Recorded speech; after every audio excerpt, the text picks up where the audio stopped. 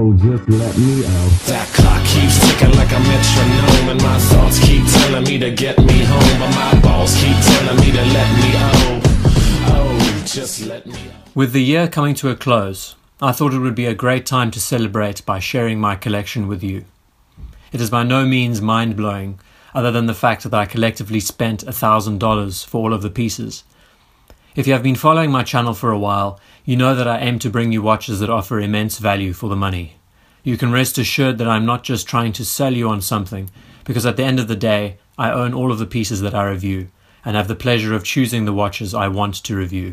This makes the discussions all the more fluid and enjoyable. My aim with any collection is that all of the pieces are wearable.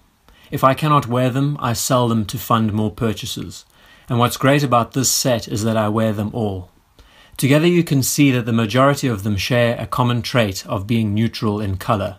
They aren't flamboyant or overly technical in their appearance, which also makes the pieces easier to wear on a daily basis. Looking at the complications, we have everything from basic quartz dress watches to mechanical dress watches, various sports pieces with mechanical movements, and others with mechanical quartz movements. All of the models are suited with a variety of straps that makes their wearing experiences different, from oyster bracelets to jubilees, leather straps, and NATOs. So with that out of the way, let's get into discussing the first piece. The Alpha Paul Newman Daytona was one of the first watches I bought. It was and still is the first manual wind chronograph I've ever owned. What's great about it is how versatile it is, but also how well it pays homage to its Rolex counterpart that costs an exorbitant amount of money. It's made from stainless steel, measures around 39mm in diameter. It has quirks like a hole's case and a domed acrylic crystal, but the bonus of the watch is that it is a manual wind column wheel chronograph, meaning that it is reliable and really cool to own for the price. Column wheels are considered superior over cam wheel chronographs, which makes their demand great. But for just over $100, this watch is a steal. The dial configuration is simple and contrasting, with an off-white creamy finish, making it very legible against its black subdials. I fitted it with a Jubilee bracelet, which makes the watch more visually interesting for my taste, and also extremely comfortable to wear. I urge any of you to go out and buy one of these pieces, just for the sheer amount of fun you get out of them. The Parnas Batman GMT, a watch that I bought again because I could not get enough of it. The combination of colors, size, and finish makes this piece excellent for everyday wear. It's not flashy, it's not garish, it's very subdued. This model comes with a brushed stainless steel super case that wears a little bit more than a standard 40mm watch would, with a ceramic bezel and sapphire crystal. The GMT complication is extremely useful, and I often use it to prepare for phone calls I might be having overseas. But the other function for the bezel is its use as a timer, which can be set like a Submariner bezel. It's one of the watches I can just throw on and enjoy, and for the price, it's another bargain. There have been many times when I've collided this piece with the wall, and it still looks perfect. This model has been fitted with a Jubilee, a trend that I started a few years ago before Rolex decided to introduce their new Jubilee line of GMTs. And if I'm being honest, I still prefer the configuration of this watch over the Pepsi, purely because the blue and black combination is such a logical step when we compare it to the day and night sky. Wearing it is easy, it's not cumbersome, and the Jubilee combination makes the watch's presence seem visually smaller on the wrist. The Parnas Explorer. Not much needs to be said. It is such a slick watch. It may look basic and uninteresting, but after wearing it for a while, you learn that in that simplicity lies that golden ratio that makes it such a pleasure to have. This model is a mirror of the Rolex 214270, and at 39mm it wears with enough presence to make it a sizable watch for everyday use. I decided to fit this model on a Gakota RAF style NATO strap, since this is the quintessence of what the true James Bond watch would look like if it hadn't been for the introduction of the Submariner in the original films.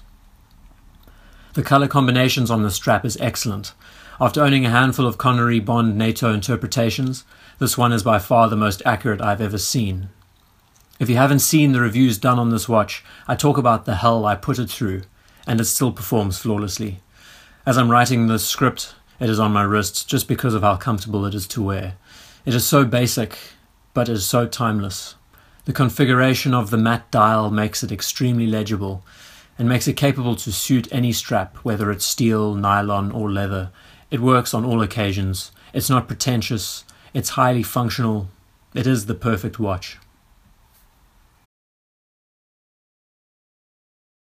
The die-done design Royal Oak, which I have affectionately called brown sugar because of the tapisserie dial looking like brown sugar granules.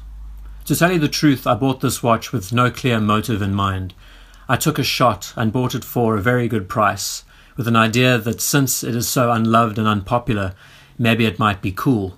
And wouldn't you know, but this watch is now a part of the collection. Probably one of the biggest surprises of 2018. What sold me on the watch was the brown dial. It is so visually interesting and unlike anything I've ever seen or owned. It has a root beer element to it that plays so well with the rose gold PVD case. To any of the eagle-eyed viewers, you may notice that there is nothing on the dial that is ticking. After a little bit of surgery, I was able to remove the second hand from the watch, and now it is infinitely better. The watch is modelled from a 15400 ST Royal Oak and is 41mm in diameter, and wears more like a 43mm watch. I opted for the leather strap as an option, but have since decided to order a gold bracelet for this model, which is going to complement it well. It is a lot of fun to wear.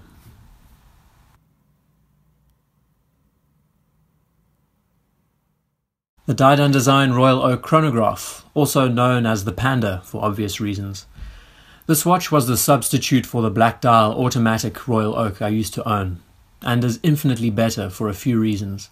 The mechanical quartz movement is incredibly accurate, the watch's case and profile is slimmer, making it easier to wear, and the dial layout makes it not only legible but visually interesting. I think if I had to spend $20,000 on a steel watch, I would consider buying one of these. I wear it very often as another watch that I can just casually throw on and use. The overall package makes the watch versatile for everyday use. Now these models are synonymous with dials that have a few defects, and as you can see in certain lights, there are marks on it where it hasn't been painted correctly. If this was in my face all the time, I wouldn't enjoy the watch. But since it only shows its defects in certain lights at a certain time of day, I can live with that little color variation. Again, you buy these watches for the build quality. The finishing of the case is second to none, and the combination of it on a bracelet makes it so unique and comfortable.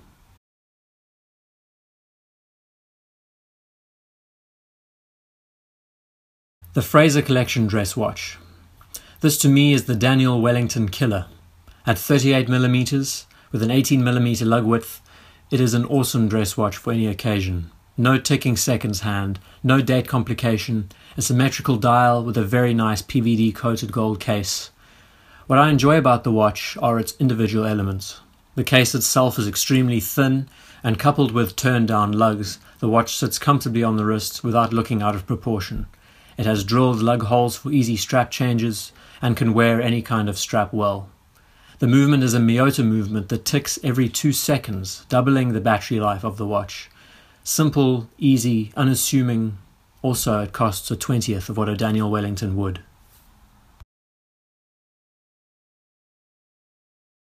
The Corju dress watch. A watch that I think deserves a lot more attention. It is a sterile homage to an A Lange und Söhne, and has to be one of the most attractive looking dress watches out there. It has a rose gold PVD case, is 40mm in diameter and has a 20mm lug width, making its presence known without being ostentatious. It's a simple automatic dress watch with extremely well printed Roman numerals against a fine minute track. This watch made me appreciate a watch that is bare of all complications. No dive bezel, no chronograph, no date complications. This is a very true representation of a classically designed and proportioned wristwatch from the 20th century. And to me it is the culmination of what makes a perfect dress watch. I enjoy wearing it as something remotely different from any of my other watches because of its sparity. With dress watches, the execution has to be perfect, or else it loses its attractiveness. And this watch ticks the boxes because of how it addresses these smaller details. Red text at the 3, 6, 9 and 12 markers, and a blued seconds hand are just some of those details.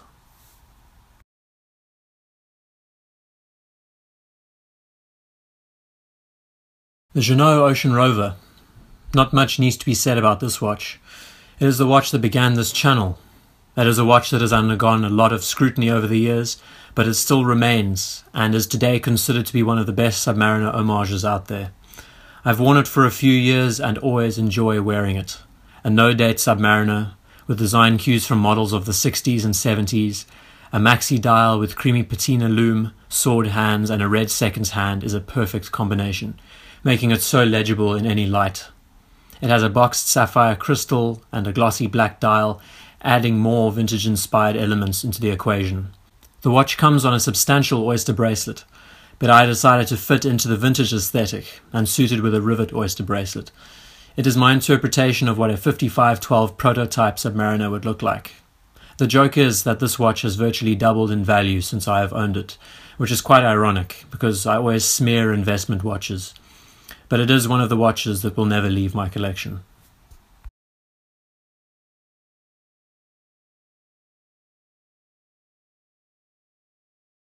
The Parnas Dark Lord Daytona, one of the pair of watches that I am so glad to own and premiere on this platform.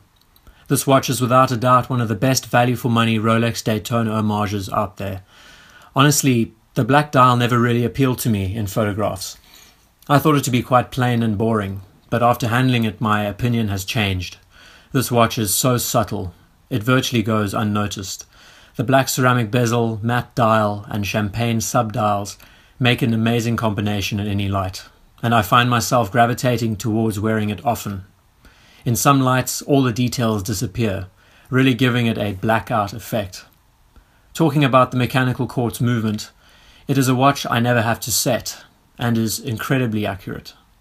The idea that I can just go into the watch box, pick it up and put it on without needing to set it has become a very appealing element. Overall, it is so well balanced, and is a perfect everyday watch for somebody. And combined with the second generation oyster bracelet, this watch feels sturdier than a bank vault on the wrist.